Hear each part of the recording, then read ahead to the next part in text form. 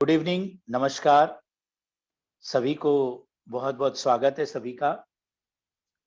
आज के इस 7th विनर्स टॉक सीरीज में अ, मुझे आज आमंत्रित किया गया और बोलने का मौका दिया गया। इसके लिए मैं जो हमारे ऑर्गेनाइजर्स हैं उन सब का बहुत आभारी हूं। विनर्स टॉक, पहले तो हमें ये समझना होगा कि what is the definition of winner. Who is the winner? Winner means विजेता कौन है? The one who has earned a lot of money, power, or who has been blessed with beauty and talent. यानी विजेता कौन है? जिसके पास बहुत अथाह धन है, या पॉलिटिकल, या एनी काइंड ऑफ पावर, या ब्लेस्ड, भगवान ने उन्हें आशीर्वाद दिया है सौंदर्य से या शक्ति से, या फिर कोई एक्स्ट्रा ऑर्डिनरी टैलेंट दिया है। ये सब चीजें हमें विनर बनाती है। और winner in the materialistic world, यानी ये जो हमारी दुनिया है जिसमें हम आराम से रहना विद लग्जरी, बहुत कुछ फाइनेंस, अच्छा घर, गाड़ी, बंगले, ज्वेलरी, बहुत सारी चीजों का होना, अगर इससे हम किसी का पैमाना मानते हैं, इससे डिफाइन करते हैं कि ही इज द विनर, तो एक सोच हमारी अपनी हमको थोड़ी डिफाइन करनी होगी, समझना होगा कि विनर दुनिया में अपने अपने अलग अलग स्टेज पर अलग अलग अपने आप को विनर मानते हैं। एक छोटे बच्चे के लिए जब वो पैदा होता है और घुटने के बल चलता है, तो खड़े होकर के अपने पैर पे चलना उसके लिए एक विनिंग चीज है। वो अपने आप को विजेता समझता है कि आज मैं खड़ा हो गया और खड़ा होके चल रहा हूँ। उसके पेरेंट्स भी बड़े खुश होते हैं कि my child is on foot now, मेरा बच्चा आज पैदल खड़ा हो गया है। तो उस स्टेज पे खड़ा होना भी अपने आप में एक जीत है, एक विनिंग एटीट्यूड है। और जब हम दौड़ने लग जाते हैं, हम कोई रेस जीतते हैं, तो फर्स्ट आना एक जीत है। जब कोई एक हम अपनी इन हाउस रेस में जीतते हैं, अपने ही लोगों के बीच में जीतते हैं, तो हमारे लिए वो एक जीत है। लेकिन एक ओलंपिक मेडल के लिए जब कोई कॉम्पीट करता है और वहां जीतता है, तो उसके लिए उस जीत से बड़ी कोई जीत नहीं है, बाकी जीत उसके लिए मायने नहीं रखती। तो it varies from place to place and time to time. यानी जीत जो है वो समय स्थान के अनुसार बदलती रहती है। जो आज मेरे लिए जीत है, हो सकता है कि वही चीज मेरे लिए कल कोई मायने ही ना रखे। जिस चीज के लिए आज मैं बहुत एफर्ट और संघर्ष कर रहा हूं, वो कल मेरे लिए कोई सपना थी। मैंने कभी सपने में भी नहीं सोचा था कि ये काम मैं कर सकता हूं, और जिस दिन मैं कर लेता हूं उस दिन मेरे लिए वो बहुत बड़ी जीत होती है। लेकिन आफ्टर 10 years और 15 years, या एक समय के बाद, एक एज के बाद, वही चीज मेरे लिए भी कोई मायने नहीं रखती, और मैं उस पर कोई खुशी नहीं जाहिर करता कि मैंने वो अचीवमेंट किया था या वो चीज मैंने जीती थी। अच्छी तरह से देखिए, आपने एक इसका सिनॉप्सिस या एक कोई इंट्रोडक्शन वगैरह अभी अभी हम कर नहीं पाए हैं। तो जहां तक मैं समझा हूं कि एवरीबडीज लाइफ, हर एक का जीवन जो है वो अपने आप में एग्जाम्पल होता है। और किसी ने भी अगर कुछ अचीव किया है, कहीं पर कोई पहुंचा है, तो उसकी अपनी एक स्ट्रगल स्टोरी होती है, लाइक एवरीवन एल्स, हर एक की होती है। मेरी या किसी की कोई निराली नहीं है। कहीं भी अगर कोई अचीवमेंट करता है, चाहे वो बॉलीवुड का स्टार हो, कोई प्लेयर हो ग्राउंड पर खेलने वाला, कोई बिजनेसमैन हो, कोई म्यूजिशियन हो, कोई आर्टिस्ट हो, everybody has a struggle story. किसी के भी जीवन में कोई भी अचीवमेंट, कोई भी उपलब्धि, कोई विनिंग चीज बिना स्ट्रगल के नहीं मिलती। और अगर मैं अपनी स्टोरी की बात करूं, मेरी लाइफ कैसे क्या रही है और कहां से शुरू हुआ और कहां तक अभी तक पहुंच पाए हैं, जहां तक अगर पहुंचना कहे तो मैं नहीं कहता, मैं नहीं समझता कि हम कहीं पहुंचे हैं। क्योंकि पहुंच क्या होती है, कोई मंजिल तो होती नहीं। Life is a journey. ये जीवन जो है एक यात्रा है। और अगर हम ये मान ले कि we have achieved something, we have won, हम जीत गए हैं, हम विजेता बन गए हैं, तो क्या उसके आगे कोई लाइफ नहीं है? अगर हम ये मानते हैं कि आगे लाइफ है, तो कोई हमारी कोई गोल अचीव हो गया है, ऐसा हमको नहीं मानना है, हम नहीं मान सकते। क्योंकि कोई भी अगर एक गोल हमें मिला है या कोई एक चीज हमने जीती है, तो we always strive for the higher goal. हम अगली जीत की तरफ बढ़ते हैं। And this is how the life moves. जीवन ऐसे ही चलता है। और अगर जीवन में जिस तरह से एक साइकिल होती है, साइकिल चलती ही रह सकती है। अगर हमने साइकिल को खड़ा कर दिया तो गिर जाएगी। या तो वो चलेगी, या गिरेगी, या स्टैंड पे खड़ी रहेगी। यानी लाइफ का चलता रहना बहुत जरूरी है। और लाइफ में एक रोमांच, एक्साइटमेंट तभी तक रह सकता है जब हम एक गोल अचीव करने के बाद दूसरे उससे बेटर, उससे हायर गोल की तरफ बढ़ें। अब ये भी समय, परिस्थिति और एज के अनुसार, मैं इन्वर्टेड कॉमा में कहना चाहूंगा, एज के अनुसार। जैसा कि मैंने कहा शुरू में कि एक बच्चे के लिए अपने पापा से एक खिलौना पाना, जो खिलौना वो चाहता था, वो खिलौना अगर उसे मिल जाए तो उसके लिए वो एक जीत है। लेकिन वो जीत थोड़ी देर के लिए है। खिलौना मिल गया, उससे खेल लिया, जब उसका जी भर जाता है उस खिलौने से, तो फिर उसका टारगेट कुछ और हो जाता है। कोई दूसरा उससे बड़ा, उससे बेटर खिलौना उसकी चाह रखने लगता है। ऐसे ही इंसान है। लाइफ में हमेशा इंसान नया, बड़ा, हायर गोल रखता है। यदि उसने आज वो एक काम कर रहा है, व्यवसाय कर रहा है, और मान लेते हैं कि उसकी पर डे की कमाई 500 रुपए है, उसका टर्नओवर एक अच्छा टर्नओवर है, और उस टर्नओवर से उसकी नेट इनकम से 500 रुपीज पर डे होती है, तो वो चाहता है कि मेरी इनकम अगले दिन 600 रुपए हो। और अगर 600 रुपए हो जाती है तो उस दिन वो बड़ा खुश होता है। उसके लिए वो एक जीत है, he is a winner on the next day. और कुछ दिनों तक वो 600 रुपए इनकम अगर उसको मिलती रहती तो ही is very happy. Then again after few days वो 600 रुपए उसे कम लगने लगते हैं, और उसका टारगेट होता है कि वो 700 कमाए, 1000 कमाए।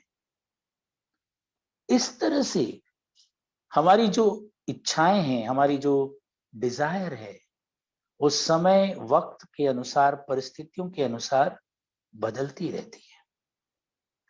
अब जहां तक हमने कहा कि विजेता और विनर स्टॉक की बात है आज, और मुझे ये बताया गया कि you have to speak on your life journey. आपको अपनी लाइफ की यात्रा के बारे में बताना है। तो मैं यही कहना चाहता हूं कि हमारी जनरेशन, जिस युग में हम पैदा हुए, यानी आजादी के कुछ सालों बाद, 1 decade almost, the next decade after the India got freedom and we got independence, around 1960s, 59 60s में हमारी जो जनरेशन है, ऑलमोस्ट सबकी एक जैसी स्टोरी है। सबके घरों में उस वक्त 5 से 6 भाई बहन हुआ करते थे। माता पिता ने स्ट्रगल किया हुआ होता था और एक टिपिकल मिडिल क्लास फैमिली से ज्यादातर लोग बिलोंग करते हैं और मैं भी उनमें से हूं। Lower middle class family, struggle देखा है हमने, और एक जॉइंट फैमिली में 5-6 भाई बहनों के साथ पले बड़े, और इस तरह से बहुत स्ट्रगल के साथ जीवन हुआ। लेकिन जहां तक मेरा अपना अगर प्रश्न है, अगर आप मेरे बारे में पूछना चाहें कि how was the journey of my life, तो मेरा थोड़ा सा एक रिवर्स जर्नी है। रिवर्स जर्नी का मतलब है कि I was born and brought up in a metro city called Mumbai. Mumbai में बॉम्बे हॉस्पिटल में ही मेरा जन्म हुआ और मेरा कंप्लीट एजुकेशन मुंबई महानगर में हुआ। I have graduated and post graduated from university of Mumbai. फिर उसके बाद मैंने वहीं से अपना करियर शुरू किया।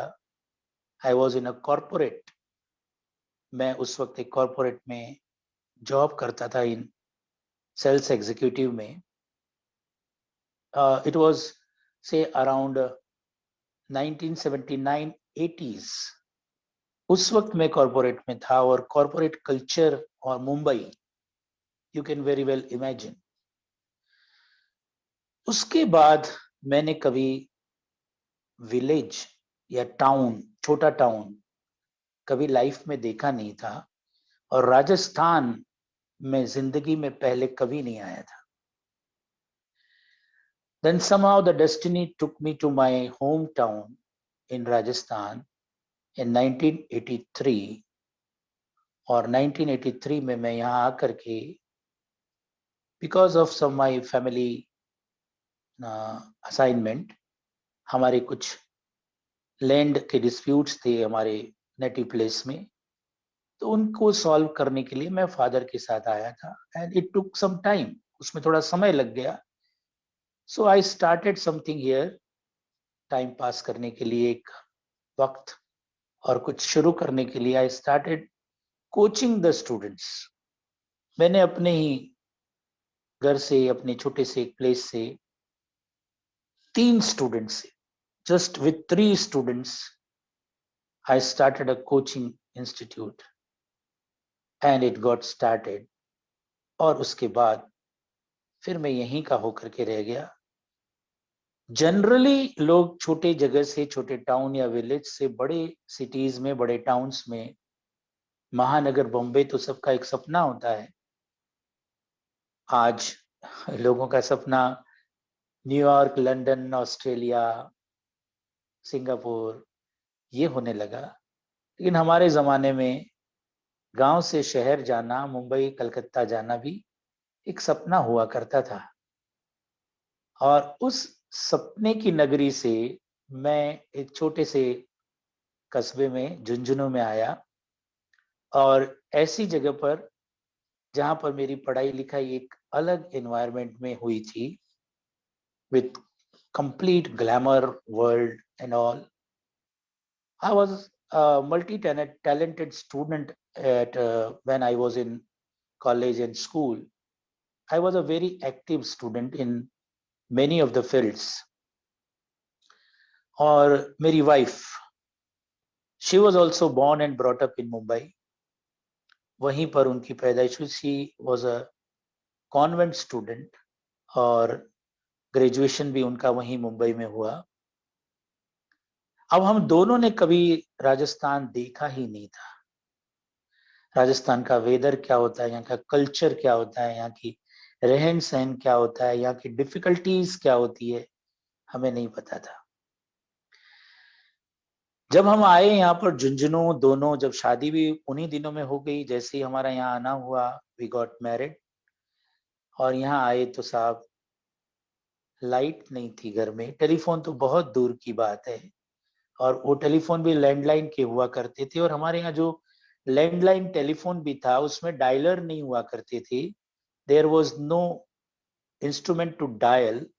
We used to pick up the phone and somebody from the telephone exchange asked us, number please. So we used to tell them the number, which was already just 3 digit number। 3 digit के number हुआ करते थे local में, वो number हमको बोलने पड़ते थे, और at the mercy of that telephone operator we used to get connected to the other person। हम उस एरा में जिए हुए हैं जहां पर लाइट नहीं हुआ करती थी। धीरे धीरे फिर बाद में लाइट आई, बहुत सारी फैसिलिटीज नहीं थी, कहाँ मुंबई महानगर और कहाँ फिर Jhunjhunu town. But this is how the whole thing started. यानी कहने का मतलब है कि it was a that kind of struggle, जहां पर हमें अपनी लाइफ के साथ जो चीजें हमको वहां पर मुंबई में इजीली मिल रही थी, उन चीजों को छोड़ करके हम यहाँ पर बेसिक चीजें, लाइट, टेलीफोन, बिजली, पानी, इन चीजों के बिना we started our journey, we started our lives. अगर हम अपने एजुकेशनल इंस्टीट्यूशंस की बात करें तो we started from 3 students, yes, under a tree with minimum facilities, hardly a table and chair, और दरी पे बैठते थे बच्चे और हम लोग। और उस तरह से इन 1983 द होल जर्नी स्टार्टेड। तो अगर विनिंग की बात करें तो जब दूसरे साल, पहली साल 3 से, at the end of the year we had around 60 students। और जब दूसरी साल, जब सेकेंड ईयर, हम समाव यहीं होकर के, यहाँ के ही होकर के रह गए, एंड यहीं रहना हुआ। तो जब सेकेंड ईयर में हमारे इंस्टीट्यूशन में, मेरे कोचिंग में, पर्सनल कोचिंग थी, I used to coach and my wife also started helping me. मेरे साथ उन्होंने भी कोचिंग करना शुरू किया धीरे धीरे। तो दूसरे साल जब हमारे इंस्टीट्यूशन में 100 बच्चे हो गए, तो मोहल्ले में, आसपास में एक चर्चा हो गई, मोदी जी के 100 बच्चे हो गए, मोदी जी के 100 बच्चे हो गए। That was a winning thing. हमारे लिए वो भी एक बहुत बड़ी जीत थी। 100 बच्चे हो गए, 100। लेकिन आज 1000 और 10,000 भी जब होते हैं तो उस पर भी वो जश्न नहीं मना पाते जो उस वक्त 100 स्टूडेंट पे जश्न मनाया था। वो जो खुशी उस वक्त थी, वो बाद में सब्सिक्वेंटली, आज जब हम पीछे मुड़ करके देखते हैं हमारी जर्नी को, तो जो खुशी उस वक्त हुई थी, वो खुशी आज 10,000 स्टूडेंट्स पूरे होने पर भी शायद नहीं होती। क्योंकि आज 10,000 ही तो है, ऐसा लगता है। ऐसा लगता है कि यार 15,000 क्यों नहीं, 20,000 क्यों नहीं। क्योंकि आज जब सोशल मीडिया में और चारों तरफ ये देखते हैं कि वो एक इंस्टीट्यूशन है जहां पर 45,000 स्टूडेंट्स हैं, वो एक यूनिवर्सिटी है, वो एक एजुकेशनल हब है जहां पर उनकी इतनी ब्रांचेस हैं, इतने स्टूडेंट्स हैं, तो अपनी जीत छोटी लगने लगती है। ऐसा लगता है कि अभी हमें बहुत कुछ अचीव करना बाकी है। यहाँ शुरू होती है एक उम्र और एक स्टेज की बात। और अब ये लगने लगता है कि यस, नंबर, चाहे वो बच्चों की संख्या का हो, टर्नओवर का हो, या आपकी प्रॉफिटेबिलिटी का हो, या आपकी बैंक बैलेंस का हो, नंबर डज नॉट मैटर। यानी वो संख्या, वो चीज मायने नहीं रखती। अब इस उम्र में आकर के, इस पड़ाव में आकर के ऐसा लगता है कि जीत तो कुछ और है। यानी जीतना ये नहीं है जिसको हम अभी तक सोच रहे थे। To get more wealth, to get power, शक्ति। पावर क्या? आप क्या पावर में क्या चाहते हो आप? कभी कभी ऐसा लगता है कि एक वार्ड मेंबर अपने वार्ड का चुनाव जीत करके जितना खुश होता है, उतना खुश तो एक एमपी और एमएलए भी नहीं होता। कभी कभी तो ऐसा लगता है कि जिस आदमी को प्रधानमंत्री बनने मिला या मुख्यमंत्री बनने मिला, वो भी ये सोचता है कि यार मैं प्रधानमंत्री तो हूं, मैं अमेरिका का राष्ट्रपति तो नहीं हूं ना। I am not a president of that powerful country. तो ये एक जब कंपैरिजन होता है, एक जब अपनी तुलना करते हैं, तो हमें यूं लगने लगता है कि जीत कोई मायने नहीं रखती। खास तौर पे जो नंबर्स एंड फिगर्स हैं, वो तो मायने नहीं रखते। अब ये कोरोना, मैं वैसे कोरोना की बात करना ही नहीं चाहता था, क्योंकि उस पे बहुत कुछ बोला जा चुका है और बहुत ज्यादा बोला जा चुका है। और बोलना बेमानी है, क्योंकि जो भी कुछ बोला जाता है, लोग उसकी ऑथेंटिसिटी पूछते हैं, विश्वास नहीं करते। ऑथेंटिक लोगों की बातें भी लोगों को विश्वसनीय नहीं लगती। इसलिए कोरोना की बात और कोरोना से संबंधित बात हम नहीं करेंगे। हाँ, मैं इतना जरूर कहना चाहूंगा कि इसका जो इमोशनल एस्पेक्ट है कोरोना पेंडेमिक का, कि इसने हमें बहुत कुछ ये सिखा दिया कि लाइफ क्या है और कितनी प्रेशियस है, कितनी कीमती है। हर आदमी को उसकी औकात पता चल जाती है जब उसका उसका वेल्थ, उसका पावर, उसकी ब्यूटी और उसका टैलेंट जरूरत पड़ने पर उसे हॉस्पिटल में एक बेड, एक पलंग नहीं दिलवा पाता, ऑक्सीजन का एक सिलेंडर नहीं दिलवा पाता, यहाँ तक कि शमशान में लाइन लगा के उसको अपने घर परिवार के परिजनों की बॉडी क्रिमेट करने के लिए लाइन लगानी पड़ती है।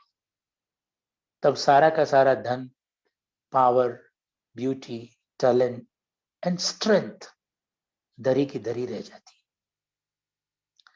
तब ये लगता है कि यस, अगर विनर होना है, जीतने वाला होना है, विजेता होना है, तो उसके लिए तो कुछ और चाहिए।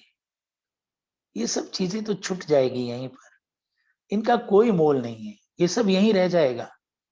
और अगर मेरे पास एक्स है, तो किसी के पास एक्स स्क्वायर है, किसी के पास एक्स क्यूब है, और किसी के पास तो एक्स इंफिनिटी है, अनंत है। तो मैं किससे मुकाबला कर रहा हूं? किससे अपने आप को कंपेयर कर रहा हूं? आज कोरोना काल में विजेता वो है जिसकी हेल्थ अच्छी है, जिसका हार्ट एंड सोल और जिसके लंग्स काम कर रहे हैं, जो अपनी सांसें सही ढंग से ले पा रहा है, खरीदी हुई ऑक्सीजन की जिसे जरूरत नहीं है, जो नेचर में पीपल के पेड़ से जो हमें ऑक्सीजन मिलती है, वो जिसे ले पा रहा है, वो विजेता है। He is the winner. तो आज परिभाषाएं बिल्कुल बदली हुई सी नजर आती है, और ये नजर आता है कि जान है तो जहान है, जिंदगी सबसे कीमती है, हेल्थ सबसे कीमती है। हमारे बड़े बुजुर्ग कहा करते थे ना, हेल्थ इज वेल्थ। आज समझ में आता है, सबको समझ में आता है, और बड़े बड़ों को समझ में आता है।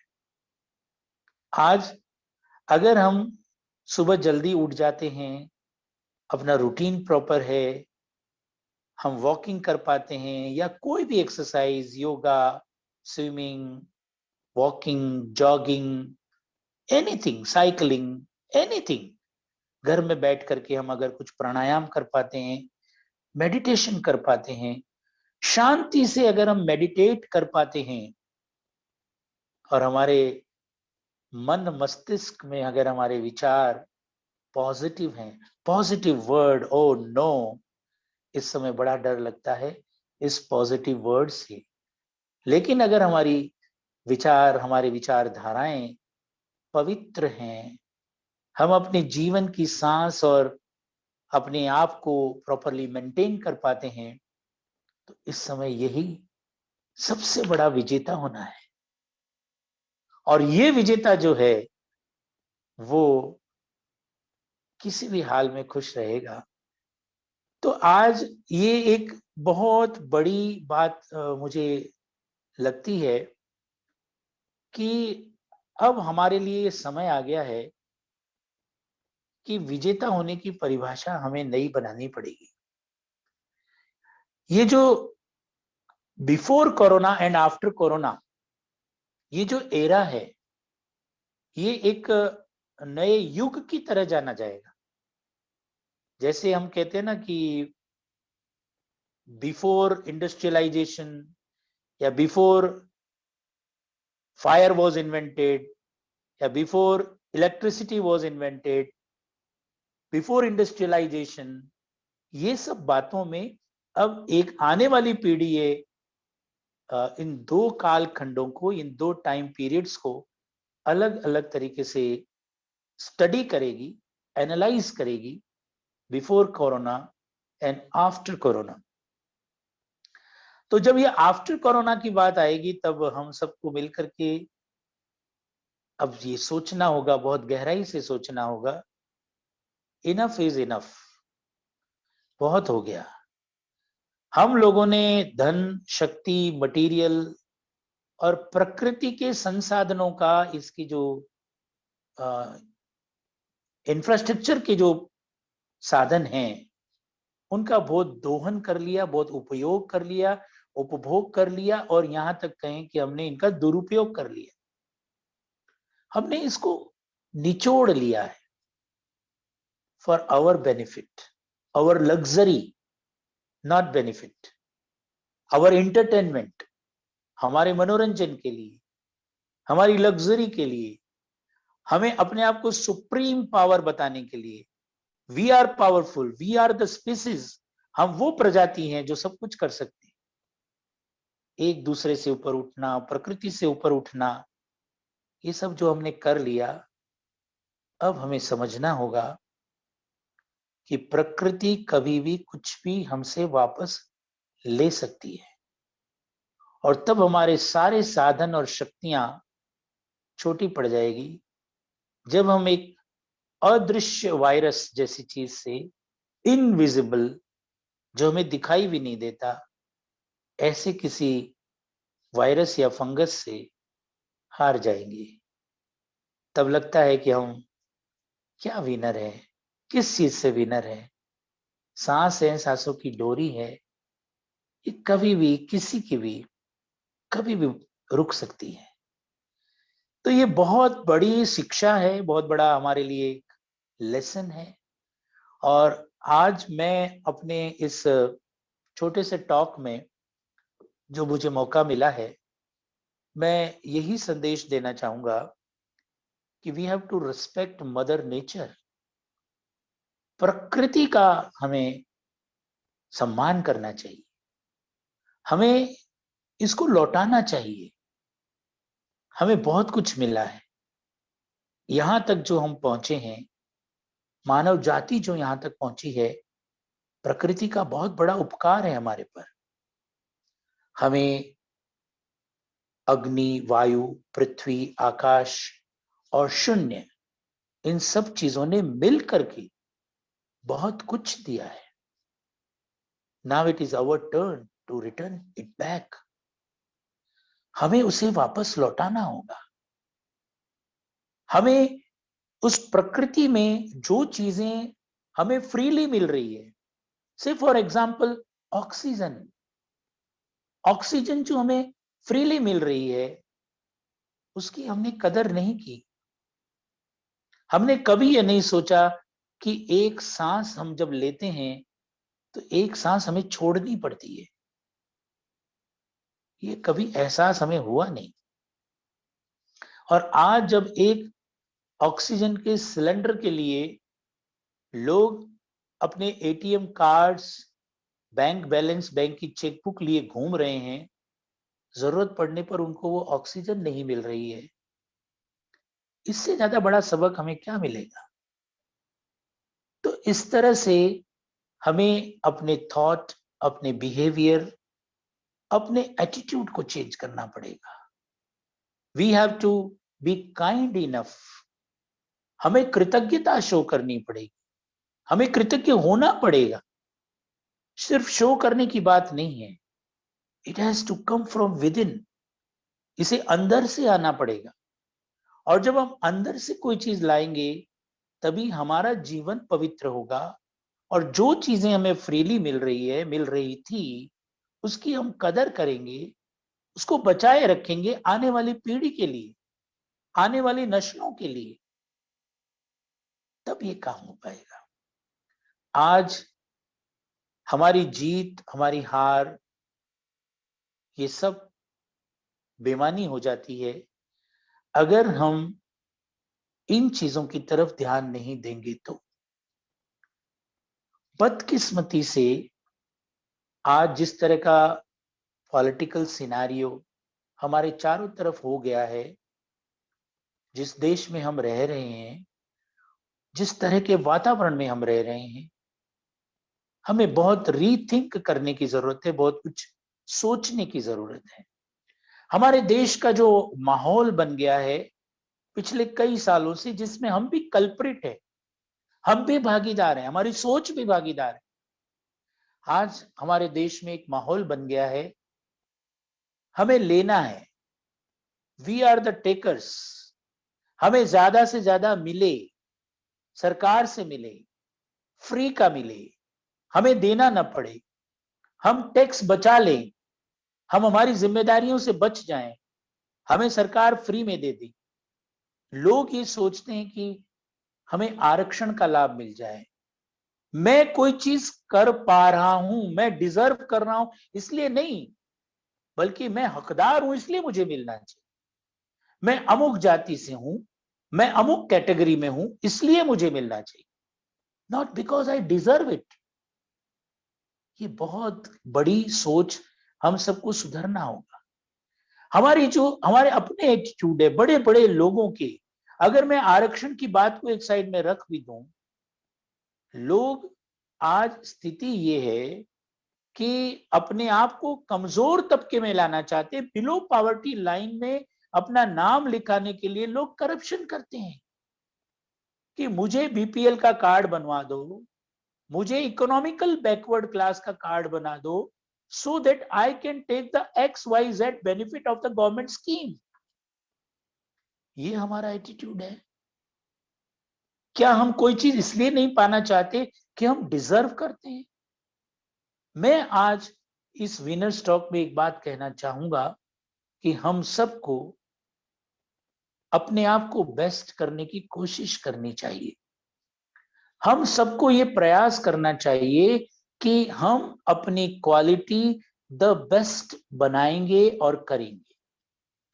आज जब स्कूल एजुकेशन की बात आती है, because I am in education, तो मैं मेरे सभी साथियों को, मेरी टीम को, मेरे एजुकेशन फेटर्निटी को एक ही बात कहता हूं कि वक्त कैसा भी हो, गवर्नमेंट की स्कीम कैसी भी हो, गवर्नमेंट आपको सपोर्ट करे या ना करे, आप अपनी क्वालिटी पर ध्यान दीजिए। At the end of the day, अगर आपकी क्वालिटी है तो चाहे कुछ भी हो, लोग आपके पास आएंगे। आज इस अफरा तफरी में, जहां पर आपाधापी लगी हुई है, मिसयूज ऑफ पावर हो रहा है, गवर्नमेंट की स्कीम्स, गवर्नमेंट के रूल्स रेगुलेशंस, छोड़ दीजिए इनकी तरफ देखना। आप उनकी तरफ आंखें उठा करके एक याचक की तरह क्यों देखते हैं? नहीं देखना है। You just stick to your quality. आप अपनी क्वालिटी पे ध्यान दीजिए। At the end of the day you will be the winner. अगर आपने अपने क्वालिटी के साथ समझौता नहीं किया, अगर आपने अपने अपने इम्पैक्ट को बनाए रखा, अपने जमीर को आपने नहीं बेचा, आपने अपने स्टैंडर्ड्स को लो नहीं किया, आपने अपना पैमाना, अपना यार्डस्टिक अगर नहीं बदला, वक्त के अनुसार बदलना नहीं है, अपना पैमाना नहीं बदलना है, अपने क्वालिटी पैरामीटर्स, अपने क्वालिटी के स्टैंडर्ड्स हमको नीचे नहीं करने। अगर हमने अपनी क्वालिटी के पैरामीटर्स नीचे कर लिए तो हम तो शिकार हो जाएंगे। अगर विनर बनना है, विजेता बनना है, तो अपनी क्वालिटी, अपने हुनर, इनसे कोई कॉम्प्रोमाइज नहीं करना है।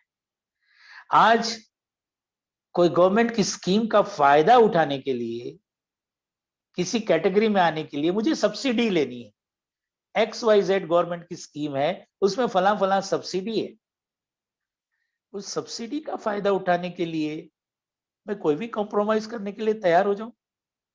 नो नो, ये नहीं चलेगा, ये नहीं होगा। आज बदकिस्मती से अच्छे खासे पढ़े लिखे लोग, एबल लोग, सक्षम लोग, कहीं भी अगर सेल लगा है, स्कीम है, एक के पीछे एक, दो के पीछे एक की फ्री की स्कीम है, हम उनके पीछे भागते हैं, दौड़ते हैं।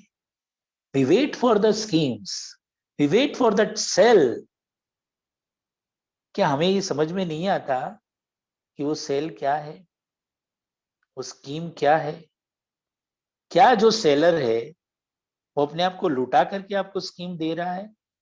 और अगर लुटा के दे रहा है, इसका मतलब वो लूट चुका है, वो बर्बाद हो चुका है, और जो बर्बाद हो गया उसकी बर्बादी का हम जश्न मनाएं। दो बातें हैं, या तो हम सेल को समझ नहीं रहे हैं। No sale is free, there are no free lunches in this world. इस दुनिया में कोई भी भंडारा नहीं करता।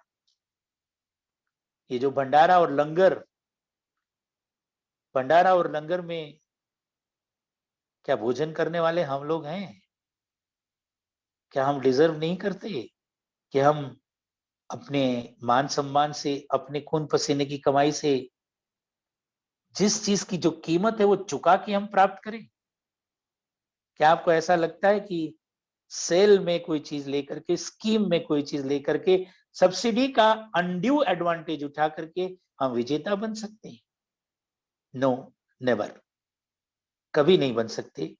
हम सबको ये चीज सोच करके चलनी होगी।